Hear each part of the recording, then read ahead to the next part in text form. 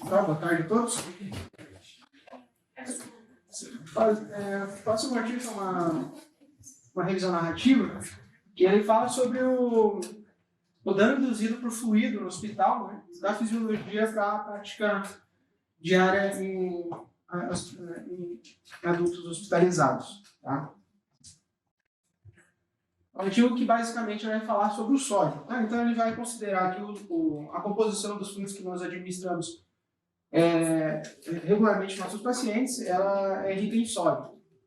Então ele vai comentar, já ainda pegando o gancho da aula do R1, sobre como que o paciente ele interage com esse sódio, que muitas vezes ele é em excesso. Então ele inicia fazendo uma breve introdução sobre o assunto, depois ele justifica por que o hospital é um ambiente rico em sódio, e em seguida qual que é a resposta do nosso corpo a esse excesso de sódio. Depois quais são os efeitos desse excesso de sódio, e então depois de demonstrar o problema ele tenta sugerir soluções, né? Então como a gente pode diminuir esse excesso de sódio? E por fim ele conclui fazendo um apanhado geral de todo o artigo. Bem, já é de conhecimento de todos que você fazer um balanço hídrico no paciente, você acarreta em piores desfechos. Né? Você aumenta a morbidade, você aumenta a mortalidade desses pacientes. Ele cita esses dois artigos que têm uma evidência robusta. Só que pouco se fala sobre a carga de sódio que vai junto com esse conteúdo de soro que é administrado. Então, por exemplo, por que a gente prefere usar Ringer no paciente ou fazer então uma solução de glicosado ou cloreto de sódio para o paciente? Por que tem essa diferença? A gente está discutindo isso na semana passada com o Basic já, e determinadas populações têm benefício, mas em relação ao sódio, pouco se é dito, tem poucos estudos que consideram esse assunto. Ele inicia então explicando por que o hospital é um ambiente rico em sódio. Inicialmente ele quer determinar para a gente, nos dizer qual que é a quantidade de sódio que uma pessoa fora do hospital comumente ingere. Então ele cita o estudo Intersalt, que avaliou 52 populações ao redor do mundo, que mensuravam então a excreção de sódio. Para você mensurar a excreção de sódio, você também tem que mensurar então quanto de sódio foi ingerido. E ele percebeu que a média das dietas ao redor do mundo é de um consumo de 2,3 gramas de sódio por dia, que equivale a 100 milimols. E para o rim, uma pessoa normal, que não tenha uma nefropatia, uma hepatopatia, para o rim eliminar essa quantidade de soluto, é necessário de 2 a 2,5 litros de água livre para ter essa excreção adequada.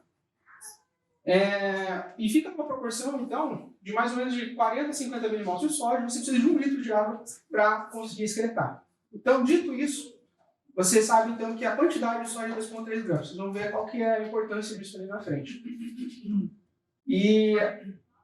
E por que então o sódio vai ser importante, vai ser relevante? Né? Ele parte da perspectiva que você usa, primeiramente, muito soro nesses pacientes. Muitos medicamentos, muitas diluições para muitas vezes fazer esses medicamentos e salinização de acesso. Então, quando você vai, por exemplo, ressuscitar um paciente ali, um choque sepsis, você coloca 2, 3 litros de soro para ele, ou de Ringer lactato, está indo muito sódio. E a gente vai ver no próximo slide que superem muito esses 2,3 gramas de sódio, que é o que a gente está acostumado a ingerir, que é a média. Nossa, variando de população, algumas até são 0,5 gramas de sódio por dia. Então, ele cita o soro, obviamente, né? Ele cita também que os medicamentos, que muita gente não leva em consideração, os medicamentos são ricos no sódio, muitos medicamentos. Então, por exemplo, você vai ver principalmente os medicamentos efervescentes, eles são muito ricos em sódio. Então, você, tanto que semelhante dilui semelhante, então você coloca, por exemplo, eles em soro físico, facilita a diluição desse medicamento, facilita a administração de medicamento, você propicia uma melhor farmacodinâmica desse fármaco, e isso justifica, então, um aumento do sódio. Né? As diluições dos medicamentos, como já foi dito, por exemplo, não são todos os medicamentos que obrigatoriamente têm que ser diluídos em soro físico. Né? Tem uma tabela de hoje também que isso fica bem evidente. São poucos medicamentos que a gente realmente tem que diluir em soro físico. E até a salinização de acesso, aquela coluna de soro que fica ali no acesso para manter a permeabilidade do acesso desse paciente. Quando você vai injetar alguma coisa ali, aquela coluna acaba ingressando no intravascular do paciente. E isso colabora com o aumento do sódio. Então, aqui fica bem exemplificado, né? Ele mostra, por exemplo, se você for administrar 2 litros dessas seguintes soluções aqui embaixo, você vê a quantidade de sódio que entra nesse paciente. Então, a gente considera um paciente que está fora do hospital, que está bem, ele consome uma média de 1,8 a 2,3 gramas de sódio, beleza? Agora você vai lá e faz 2 litros, por exemplo, ringer lactato, que a gente faz nos pós-op lá da cirurgia cardíaca, por exemplo, do rim, a gente faz facilmente 2, 3 litros no pós-operatório imediato desses pacientes, já entrou ali em 2 litros, 5,9 gramas de sódio. É mais do que o dobro da quantidade que a gente usa. Então, como é que isso passa despercebido? Como é que isso é negligenciado? Isso tem um efeito no corpo dos nossos pacientes.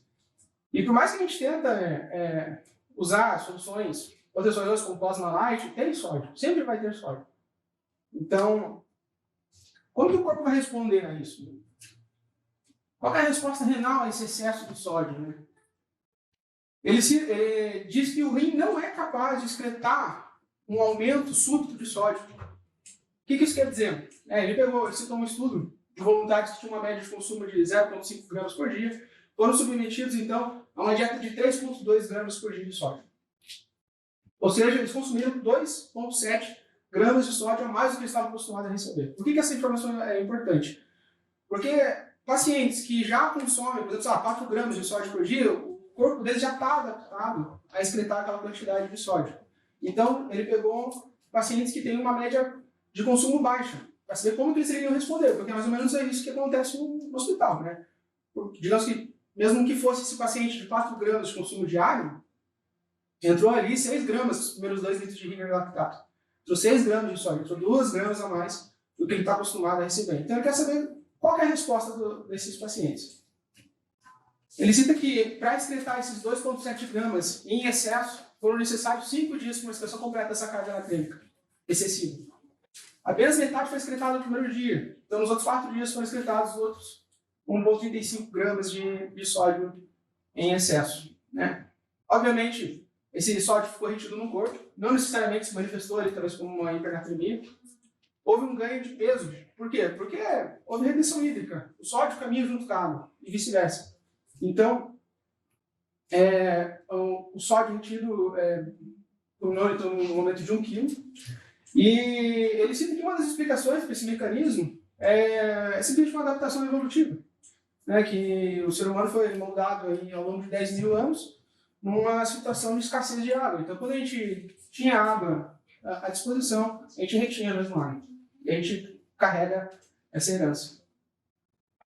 E outra coisa que ele cita é que a retenção hídrica consiste num processo catabólico. Né?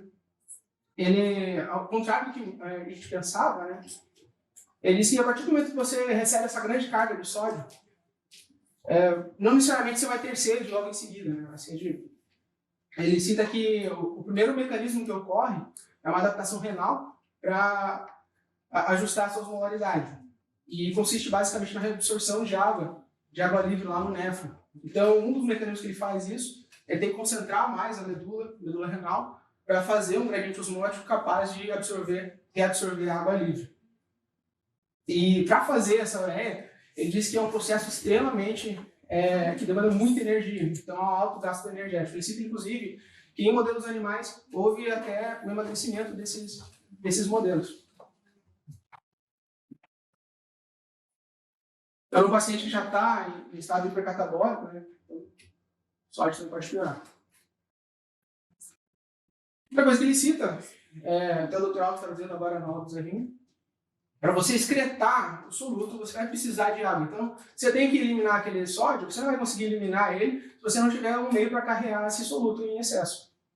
E eles, quando o sistema renal chega a uma concentração de 250 a 300 milimols por litro, é quando ele começa então a precisar de mais água para poder carregar isso no volume urinário. Então, por que isso é importante? Porque se você está com um paciente que você deseja remover esse excesso de sódio, que sabidamente está ali nesse paciente, você tem que tentar para situações de aporte de água. Por exemplo, um paciente que está em ventilação mecânica, ele não vai pedir água, né? Você tem que ir lá e prescrever para ele. Né? Ou então, pacientes que estão fazendo uso de diurético terapia, a gente faz a mão no diurético, esse paciente acaba eliminando muita água ali. E é muito comum também você ter uma mudança súbita da hiponatremia para hipernatremia. E ele cita o cloreto também, que o cloreto é um importante íon, que também está uma carga muito significativa nessas soluções. Né? Por exemplo, no ringer lactato ele está em aproximadamente 110 max, 110, 113. E é bastante coisa, né? No cloreto de sódio ele está em 154 também. Então, esse excesso de sódio, o excesso de cloreto, perdão, ele está associado à vasoconstrição renal, com consequente diminuição da filtração glomerular. Então, eu vejo que os dois índices associados com suas repercussões fisiológicas, eles meio que têm um efeito sinérgico, né, em fazer uma retenção hídrica importante. Né? E por isso que então, também se evita altas doses de cloreto, somente associado ao sódio. Então, soluções balanceadas nesse quesito de retenção hídrica podem ser superiores. E uma vez que você tem esse excesso de sódio, já que a gente sabe que o rim não é capaz então de eliminar esse sódio de uma maneira eficaz, quais são as repercussões, quais são as consequências disso?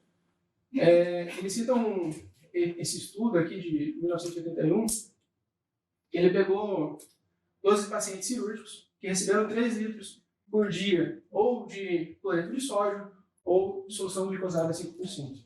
No braço que recebeu o soro fisiológico, eles acumularam 1.000 milimols de sódio e tiveram um balanço hídrico acumulado de 3 litros a partir do segundo dia do pós-operatório. Recebendo a mesma quantidade, o mesmo volume de solução, entretanto com uma composição diferente, os pacientes que receberam solução glicosada de 5% desenvolveram uma hiponatremia moderada a partir do primeiro grau. E o balanço hídrico negativo chegou a acumular 2 litros negativos no quarto grau. Então, a gente vê a importância de como que o corpo responde a diferentes soluções do nosso corpo, principalmente considerando uma hipotônica e uma rica em sódio. Existem 2 estudos que o mesmo grupo que fez o artigo, eles fizeram, que é o Mimose e o Topmest. Basicamente, com quantidade diferente de pacientes, né? No caso do Mimose, 12 voluntários e o Topmest 70, eles receberam 25 ml por quilo de solução com concentrações de sódio diferentes. Um braço recebeu 154, outro braço recebeu 54 milimols por litro, sem ingerir nenhum outro fluido por via oral. A diferença da população dessas duas populações é que o Topmest eram pacientes que tinham feito uma cirurgia torácica, estavam em pós-op de uma cirurgia torácica. Eles tinham função renal normal e também não ingeriam nenhum fluido. E é importante salientar que nesse grupo aqui houve perdas de que não foram consideradas. Tá? E no Mimose eram pacientes que simplesmente foram voluntários para o estudo. O que eles perceberam, né? Que no caso do Mimose, falando do estudo, o balanço hídrico médio foi 590 ml mais positivo no braço que recebeu 154 ml por litro de sódio. E no Topmest, que era uma população que tinha sido submetida a um trauma, um estresse, né, que teve uma resposta endócrino-metabólica deflagrada por conta de uma cirurgia, eles tiveram um balanço hídrico maior, de 887, mais positivo, os que receberam a solução com mais sódio. E após a análise dos 2 estudos, eles viram que quem recebeu o sódio 154 foi responsável por acumular até 22% mais volume. Aqui está o estudo que ele compara, né? Então, aqui vê que a diferença foi de 590, uma população que não tinha estresse, e uma que estava passada por um estresse cirúrgico foi superior, ou seja, o paciente cirúrgico, ele, com soluções mais sólidas, ele retém mais água. E, como já se sabe, né, o balanço hídrico piora esses pacientes críticos, considerando também pacientes cirúrgicos. E ele tentou ali fazer um apanhado de resumir quais são as principais repercussões desse excesso de sódio, né, que aumenta o balanço hídrico. Há um aumento de média de 2 a 3 quilos desses pacientes no operatório, né? Há uma piora da relação PO2-FO2 desses pacientes, eles também promem mais, obviamente, e também leva a mais insuficiência renal. Ele também cita que no Topmest, o braço que recebeu sódio 154, 17% dos pacientes tiveram que sair do estudo por congestão, né, e tiveram que usar diurético, então eles perderam o perfil para continuar no estudo. No Topmest, ele cita então que houve essa resposta endócrino-metabólica na cirurgia, que ocasionou um aumento da permeabilidade vascular, causado tanto pela anestesia quanto pelo próprio estresse cirúrgico, vasodilatação, hipovolemia, e que esses fatores devem ser levados em consideração quando se objetivar também um balanço hídrico neutro ou negativo nesses doentes. Ele cita que às vezes você corre atrás disso traz um balanço hídrico neutro negativo e você acaba causando mais malefícios aos pacientes. Uma vez exposto, então, o problema, né, como que a gente pode corrigir ele? Né? Muito do que está aqui, acho que a gente já faz na nossa prática, porque a gente já rodou em alguns hospitais. Ele cita que você vai preferir, então, soluções que têm menos sódio, como o soro glicosado. Né? E ele diz que são poucos medicamentos que, de fato, devem ser diluídos exclusivamente em soro fisiológico. Preferir medicamentos por via oral para diminuir a necessidade das diluições. E ele diz que só com essas duas medidas, você já consegue também ter uma redução na incidência de distúrbios hidroeletrolíticos. Ao realizar a manutenção de fluidos com soluções hipotônicas, ele cita que a gente tem que tomar cuidado com a hiponatremia. A gente também faz a mão de soluções hipotônicas. E também, se esse paciente ele tem condições de ingerir água por via oral, ou ele está recebendo já água por via interal, não há necessidade de você fazer essa manutenção de fluidos por via intravenosa. E como o Dr. Álvaro disse, né, a maior parte das hiponatremias, elas são oligoassintomáticas. Raramente você vai ter que... Por que ele fala isso? Né? Porque você pode tolerar uma hiponatremia nesses doentes. Porque daí você consegue administrar menos sódio para esses pacientes. É menos maléfico você tolerar essa hiponatremia do que às vezes você colocar grandes soluções de sódio nesses pacientes. E na manutenção de soluções isotônicas, né, às vezes o ringue lactato, né, ele pode ser superior ao cloreto de sódio, justamente por ter menos cloro. Né? Você consegue, por exemplo, diminuir a incidência de acidose hiperclorêmica e também a vasoconstrição renal por diminuição de fluxo. Então aqui, obviamente não é para decorar essa tabela, né, mas é só para ficar bem evidente que nessa coluna aqui do lado, temos todos os medicamentos que podem ser diluídos em soro líquido. Então, se for para chutar, na dúvida, você pode diluir o medicamento em soro líquido. E aqui nessa primeira coluna, que obviamente você é apenas soro físio, são poucos medicamentos. Ele fala amoxicilcalculato, nós nem temos no Brasil, para fazer EV. A ciclovir, somatostatina e mefenitoína. Aqui ele cita esse algoritmo que a gente pode, por exemplo, primeiro considerar esse paciente realmente precisa desse volume, né? Ele considera esse paciente, basicamente o que eu falei ali nos slides anteriores, esse paciente ele consegue ingerir por via oral, ele está recebendo por via interal. Daí não, então você vai colocar o volume desse paciente, esse volume tem que ser realmente cloreto de sódio, ou pode ser então liquado a 5%. Então, e aqui ele considera então o conteúdo de sódio. Geralmente essa parte que a gente é um pouco mais negligenciado. E outra maneira de poder diminuir esse excesso de sódio é removendo o sódio sem água. Mas como que a gente faz isso? Pegar furosemida, diurético de alça? Não, porque quando você faz um diurético de alça, você tem uma natriurese, mas você tem muito mais uma diurese. Né? Então, você pode acabar levando esse paciente a ter uma hipernatremia. Né? Ele cita, então, por exemplo, o uso da indapamida, mas que ainda não tem grandes evidências do seu uso clínico, né, que ele atua no canal simpótico do sódio cloreto, no tubo distal, cobre tanto CNI os dois. E ele cita um estudo que ele fez um esquema de 1 mg de furosemida associado a mais 5 mg de indapamida por via interal. E ele foi capaz de prover uma natureza superior do que a monoterapia com furosemida, mas, entretanto, ainda não tem ensaios clínicos randomizados sobre essa estratégia. Então, concluindo, né? A gente tem que saber que o hospital, ele, por si só, com tudo que a gente usa nos pacientes, administrado nos nossos pacientes, ele aumenta o sódio que esses pacientes estão acostumados a receber diariamente, se eles estivessem fora do hospital. O organismo, frente a esse excesso de sódio, ele não é capaz, ele tem uma inabilidade de excretar essa carga excessiva de sódio. E esse excesso de sódio acaba levando a uma retenção hídrica. Né? E essa retenção hídrica aumenta a mortalidade dos doentes. Existem estratégias para a redução da oferta de sódio. Como eu disse, acho que pelo que eu li no artigo, boa parte delas nós já usamos. E ainda mais a necessidade de estudo, né, que eu sei a importância desse excesso de carga natriêmica, né, há poucos estudos com essa temática. E que no futuro, quem sabe, está comentando com o Dr. Alvo, há a possibilidade de estratégias de diuréticos de alça, tiazídicos, né, a remoção desse excesso de sódio. Então, pode ser uma abordagem no futuro. Isso. Obrigado.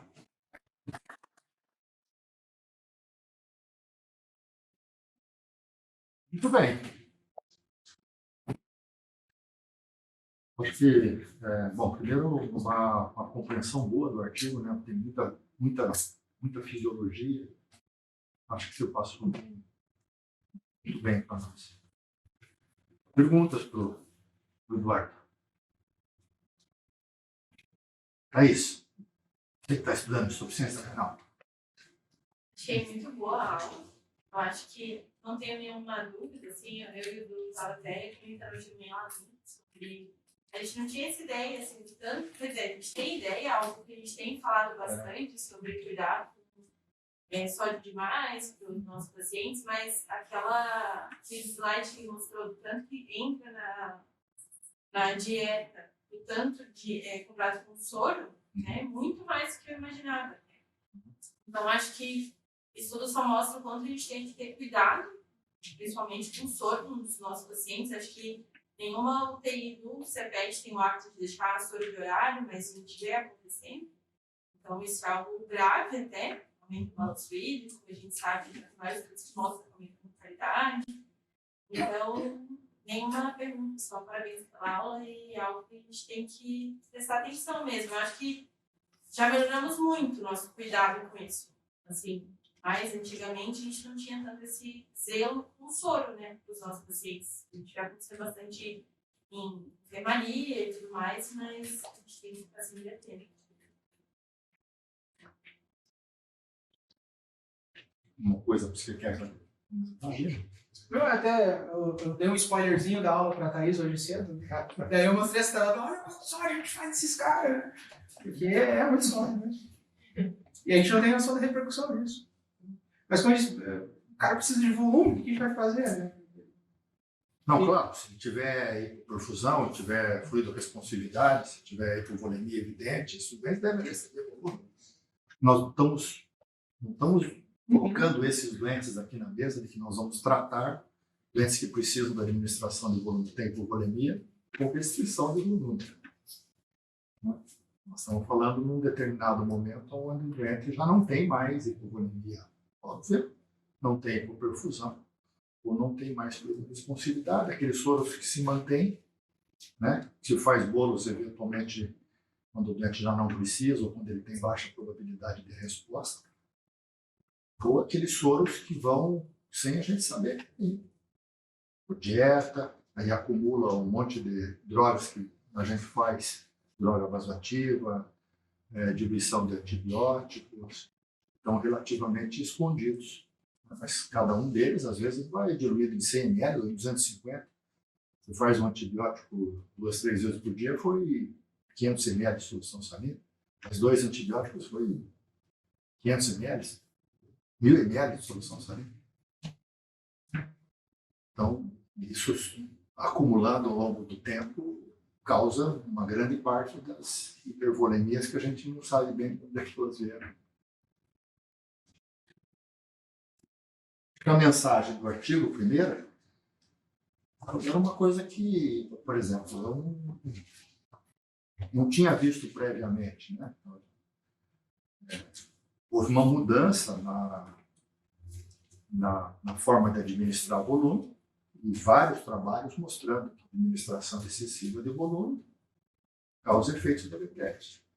O artigo está chamando a atenção que talvez isso não seja pelo volume em si. O volume é uma medida grosseira, né? Como a gente fala, né? O que está indo junto com esse volume?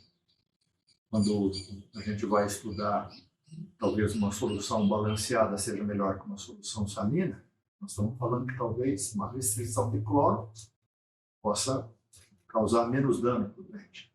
O artigo traz essa ideia de que não, pode ser o próprio sódio, né? Porque vocês estão fazendo muito de volume, o efeito deletério do volume, tem um pouco, talvez, do cloro, ou não tem, o Basecamp não mostrou nenhuma diferença, se houver ainda para a lesão renal pequena, mas nós estamos causando dano para o doente pelo excesso de sódio.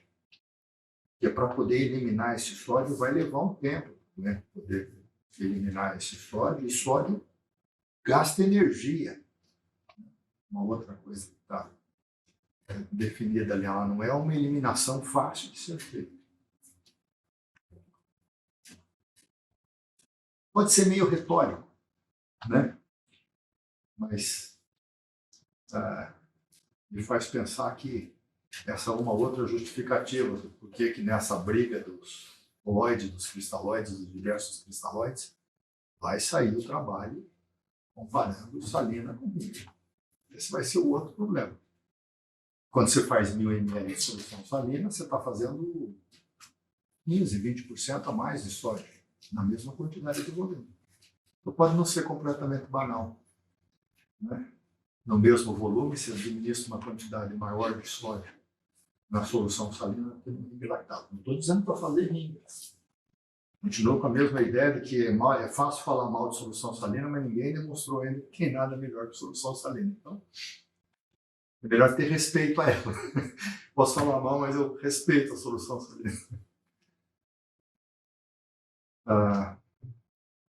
Certo? Mais ou menos nesse caminho, né? Então vale aqui lembrar, assim, para poder guardar. 1000 ml de solução salina tem 3,5 gramas de sódio. E a quantidade de sódio que a gente usa... Tudo bem, mano? Você está bem? Sarada? Sim, com algumas coisas, alguns sintomas, assim, residuais. Mas ficou bem. E nós nos alimentamos com uma média de 2,3. É isso? Não sei a dieta de um brasileiro, mas provavelmente deve estar no quartil superior, né? Ainda mais em dia de churrasco e etc. Eu gosto, geralmente, de comida saudável. Eu devo estar mais próximo dos 3, 4, como indivíduo. Já estou mais acostumado a eliminar. Então, 1000 de salina para mim deve ser assim, moleza. Mas para a média, 1000 de salina é mais. 1000 de salina só nas diluições vai embora. Qual que é a quantidade de concentração de sódio normal no molino?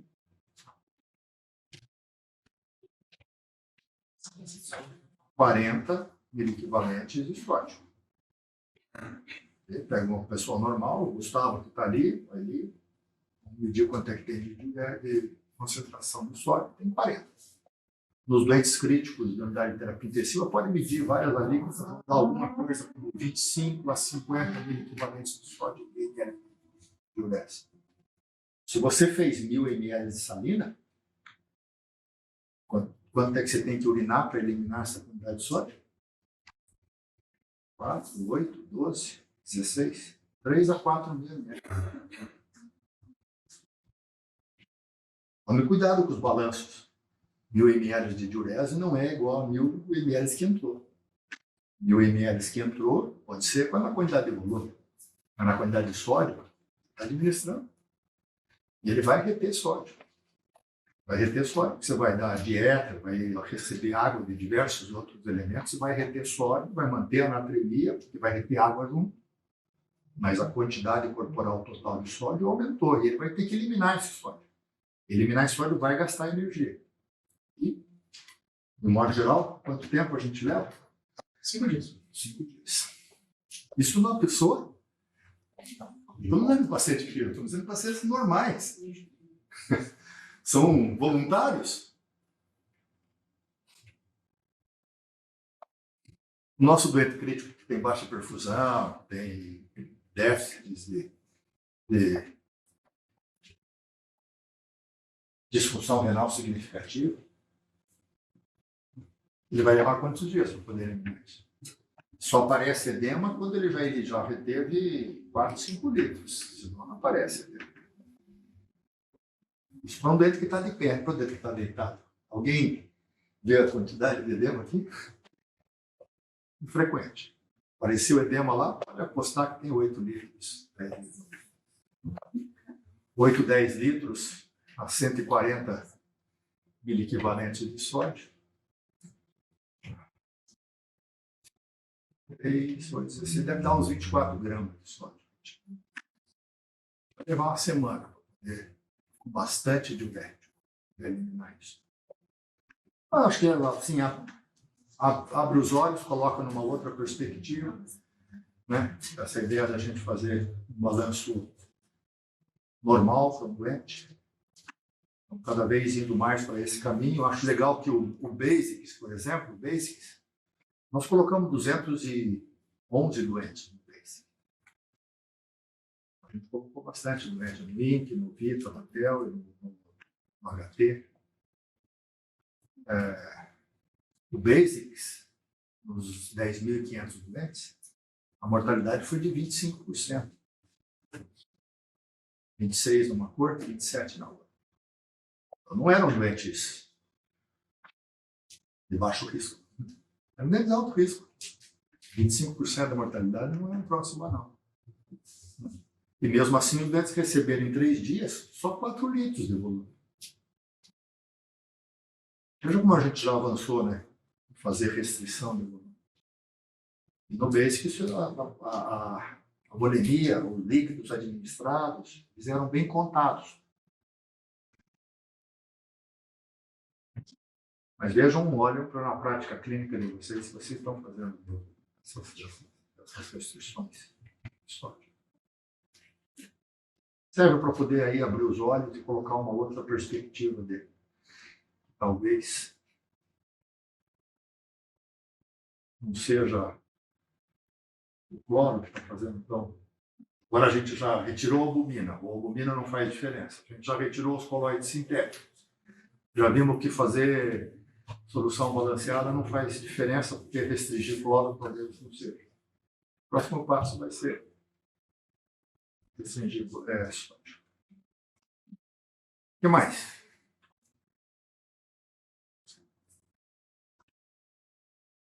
Tudo bem, Luiz? Obrigado, Eduardo.